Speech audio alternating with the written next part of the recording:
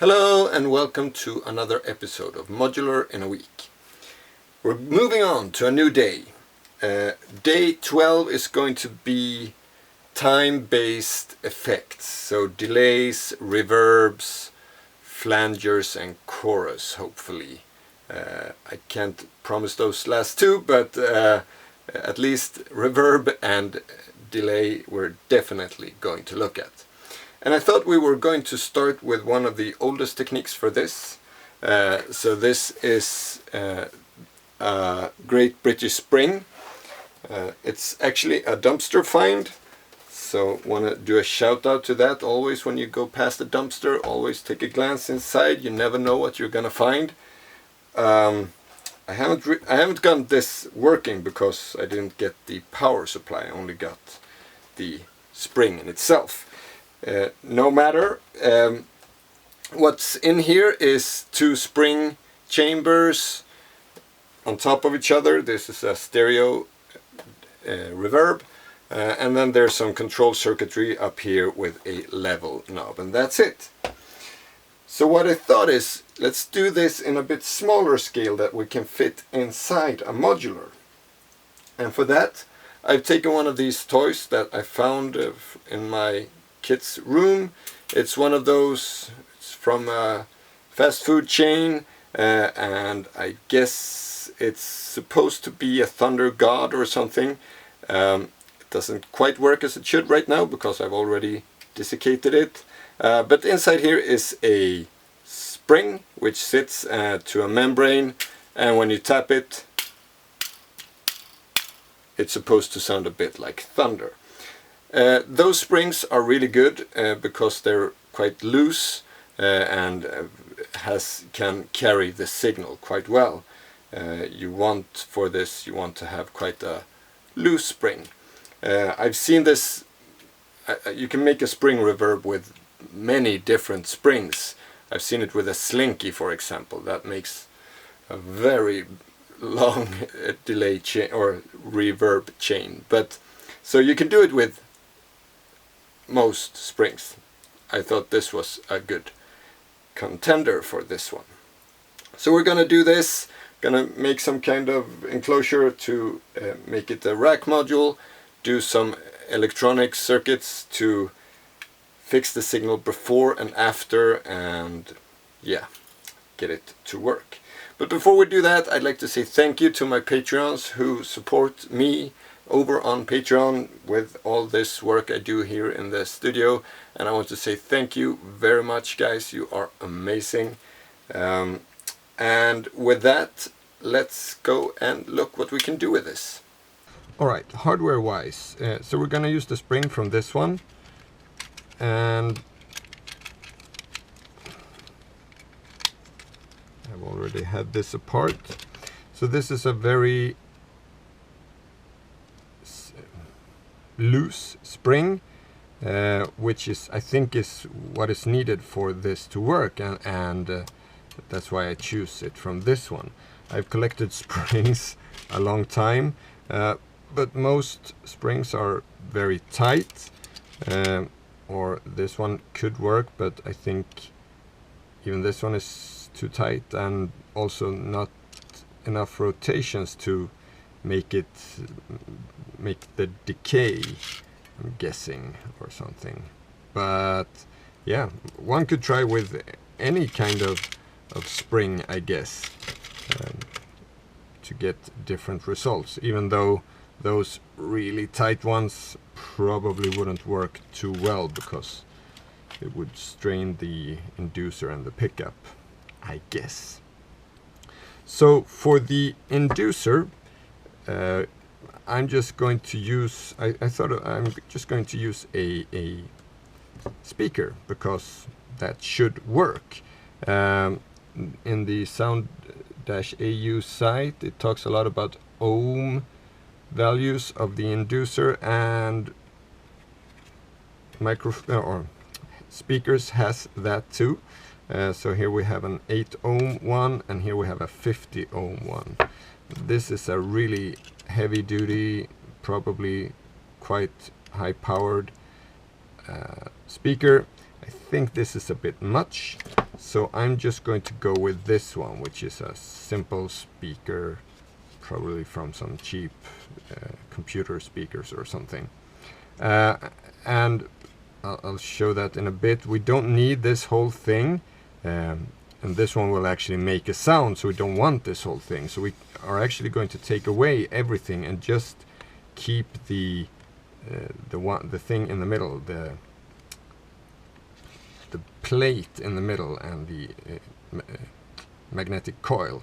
So that's what we're gonna use here. Important that we don't break these two lines though, because those are the coil inputs or to these two connectors. So we'll get to that in a bit. So we put that like so, and then up, and then we need a pickup, and I've also collected a few piezos and buzzers and stuff like that over the years.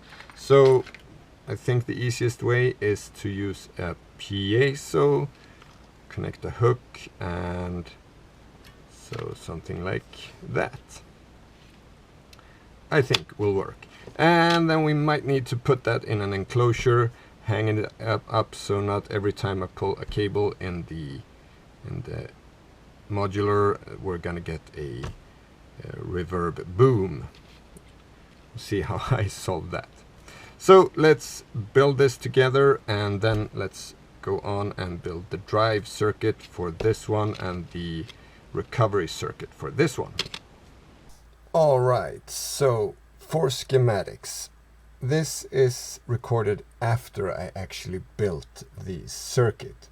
But had I done this before, I would have said go out, search for spring reverb driver, and you would probably come to this page sooner or later, sound-au.com, and there's a few articles on here about spring reverbs, and I found this page and I read up on it a bit. Loads of very good information here, and here's basic drive circuit for low impedance coil. So a speaker is a low impedance coil technically. So I built this circuit, and then there was a lot of other drivers, and then here was a generalized recovery amplifier circuit. So I built this one, and then I would need to build this one as well. But before I built this one, so I just went straight at it and just built these two circuits, connected my speaker and my piezo, and got nothing out of it. It didn't work at all. So the thing here is that if you have a real nice spring reverb tank, one of these that you can buy, then by all means you can use the information here. What I ended up doing is scavenge the internet for a speaker driver, which I tried a lot of, and a piezo driver, which I tried even more of.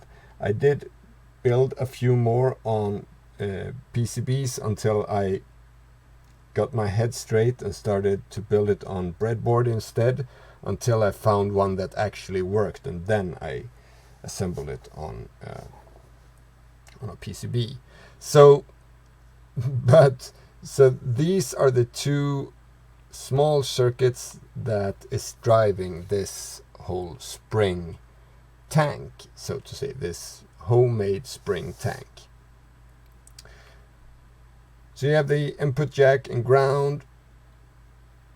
I have a small potentiometer to just make sure that we get the right amount input. If you have too much input, you will overdrive the speaker and get way too much artifacts. A 2N2222 really drives this speaker, and one of the leads of the speaker is connected directly to voltage, so lots of power to drive the speaker. Then you put the spring here, and on the other side there's two connectors on the piezo as well, and this one goes into this output stage, which takes the, so this is an non-inverting amplifier, and this is just a buffer. So, and here's the scaler then, so this one is actually the opposite of what we did the last time. So this, I don't know, there's a lot of amplification here. There is a pot here to make sure that it doesn't again overdrive too much, and then we get the output here. So this is actually the whole circuit, and if you look at the PCB, it really doesn't take much space at all. So very little, a very small, simple circuit. Alright, I've taken some of this wire and I've made these two hooks that I'm going to, so we can connect the spring to that. I'm going to glue one to the piezo and one to the speaker center there. But I think we should remove all that extra stuff around first. So let's do that.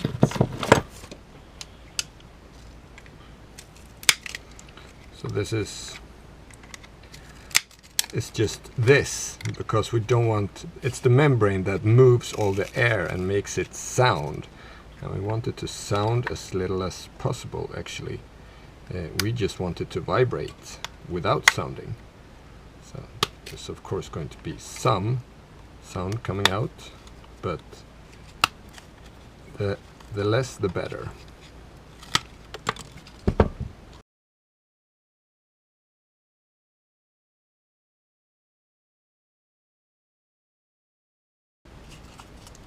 This is interesting that they put the wires up here. So we need to cut around that.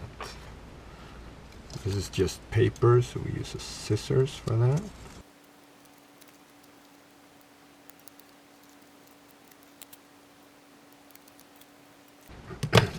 There, so now we only have the coil here moving in and out. So that should be plenty movement for what we are going to use this for. Guess we could take this off as well, because it's just paper and it might actually come loose when things start vibrating. Let's see if there's something we can connect to down here. And it's not, so by removing that, don't remove that. That is the only thing you have to connect it to. The moving part is this whole thing, so you have to solve this, add something here, something more than this hook. We can actually, this, so then we only need one hook, so we make this one a little bit smaller. That should work. Maybe whatever you find, maybe you're not that lucky that you can do this, so but just don't remove that, and that should solve your problem. So there, PL400, that's a super strong glue for construction work. This will definitely do the trick.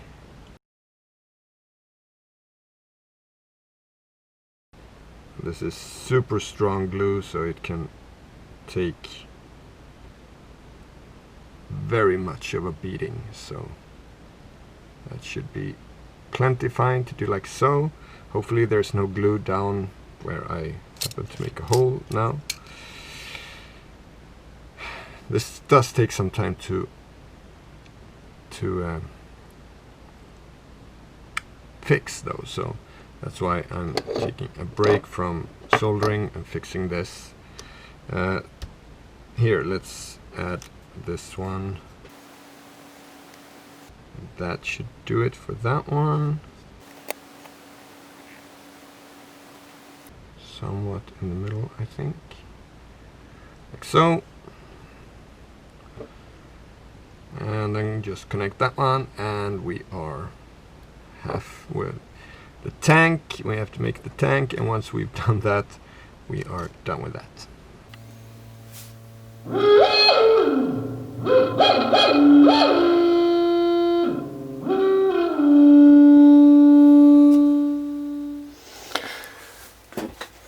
Alright, I've spent around 2 days on this project trying to find the correct circuits to amplify for the driver and to amplify from the pickup, and also building this rudimentary chamber.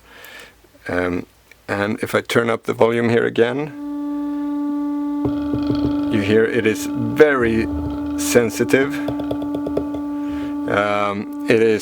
I built it just with some wood that I've glued together and some foam both on top and down here to minimize the vibrations both from this and to this.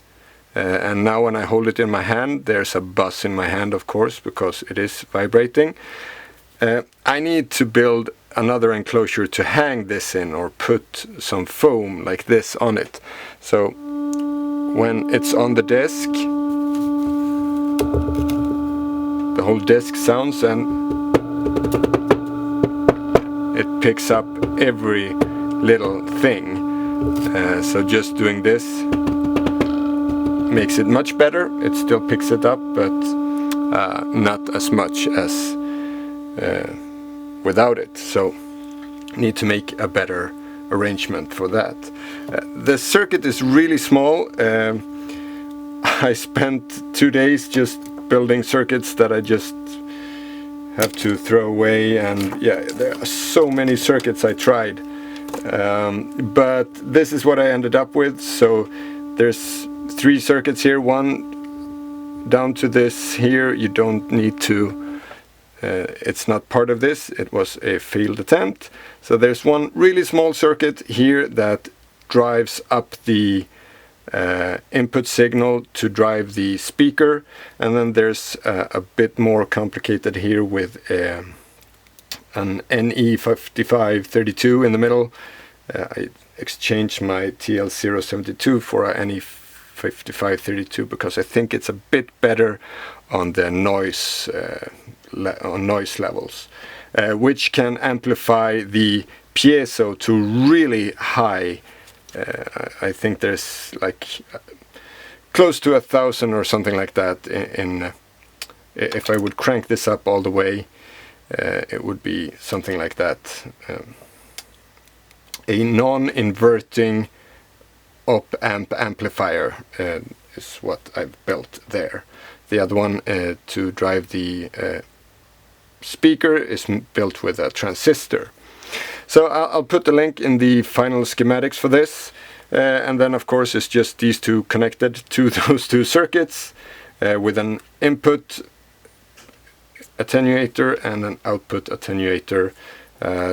This one is on the input, and this one is more like a scaler. If you watch the previous version video with the joystick, that was an inverting summing mixer, but this one is a non-inverting amplifier, but this one is wired from the negative input to the output as the scaler. So that gives us this. And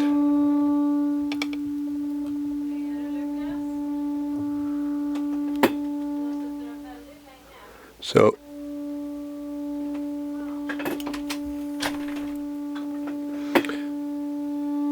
if I have volume and I turn down the volume, there's a nice after touch or after ringing tone.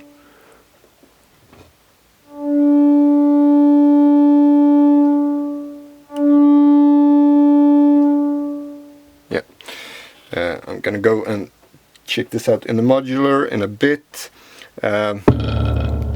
You can have so much fun with this. You could use half the input circuit from the piezo. You can use if you want to have piezo microphones into your modular. That's a really good way to do that. And by cranking this up, you can get some really nice distortions and artifacts. So here's just a sinus input, and we're cranking this up, and you can look at this.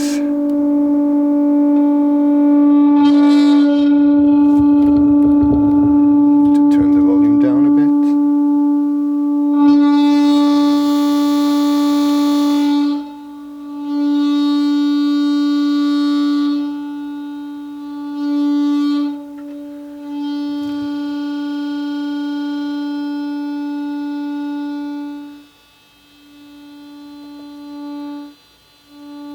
This one is the wrong way. Need to fix that.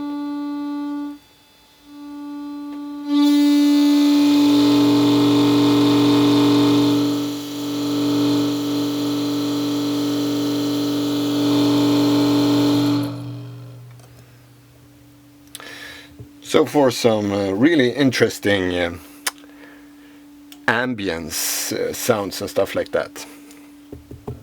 And also that. So better container, and let's look at a panel for this and go to the modular and play around. The panel for this, super simple: input gain and the input jack, output gain and the output jack. So nothing special about this other than that. The magic is in the box that you hide behind the panels, of course. Alright, I put this in the rack. It's just a makeshift panel of something other. So here's the input up here and the output down here. And we start with a kick drum just to hear the decay. So this is what it would sound not through this. And if we take it through the reverb, then it sounds like this.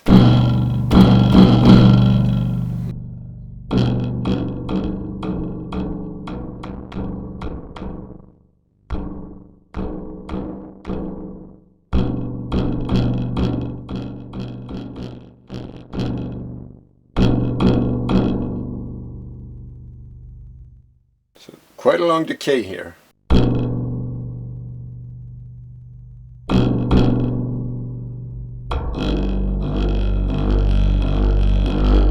And this, I love this, that it just starts self-oscillating and stuff. Takes the bass of the bass drum and just starts vibrating in the spring.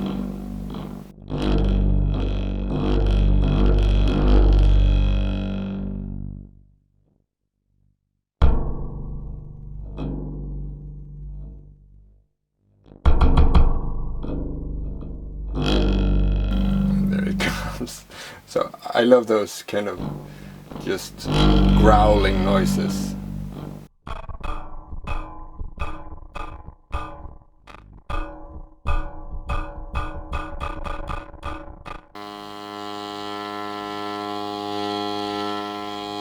So distorts a sinus wave quite a lot, square wave.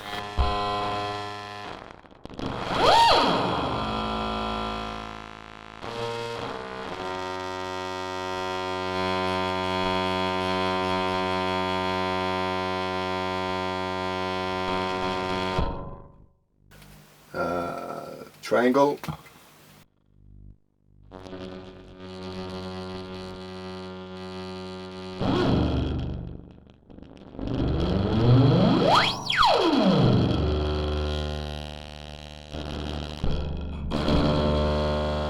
And a saw wave.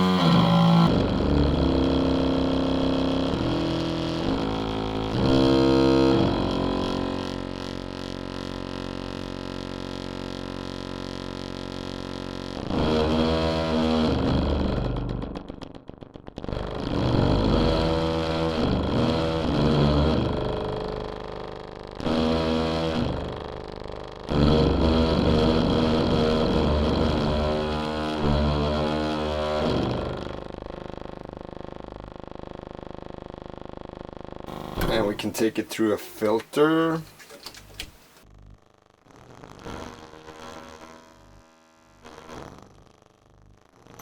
And maybe you can't hear it on camera, but it's right behind here, and I can hear it in the background twiddling from the really high resonance.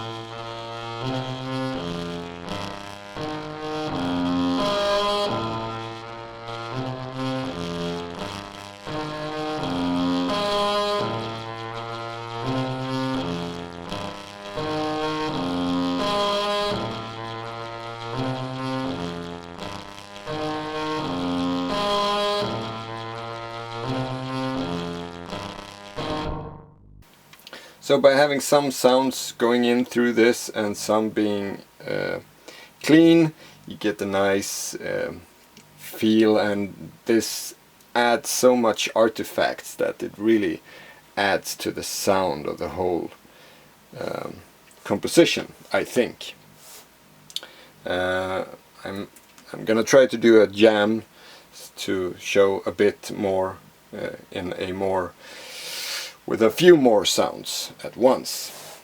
I want to show one final thing I had to do.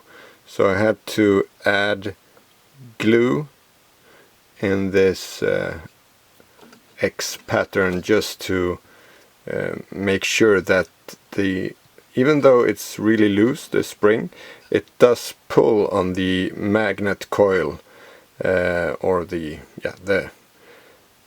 coil of the speaker. So it actually pulled it out so far, so the current through it didn't really get the hold of the magnet or as such. So I had to force it in and glue some extra support in to keep the coil in there.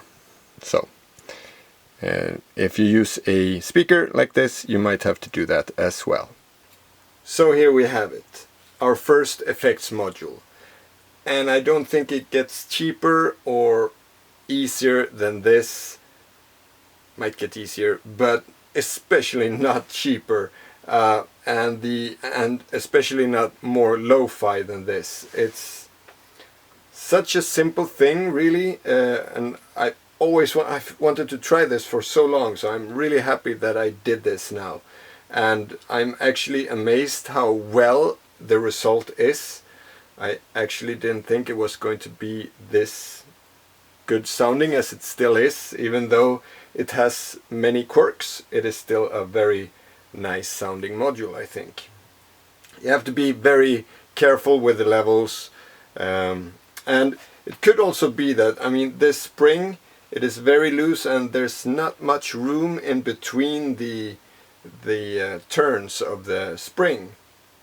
So perhaps I did this a little bit too small for a spring this loose and with that many